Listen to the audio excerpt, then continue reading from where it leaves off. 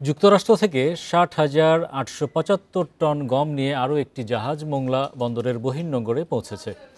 এটি আমদানি করা গমের তৃতীয় চালান। শনিবার খাদ্য মন্ত্রণালয়ের বিজ্ঞপ্তিতে এমন তথ্য জানানো হয়। এরই মধ্যে জাহাজে রক্ষিত গমের নমুনা পরীক্ষার কার্যক্রম শুরু হয়েছে।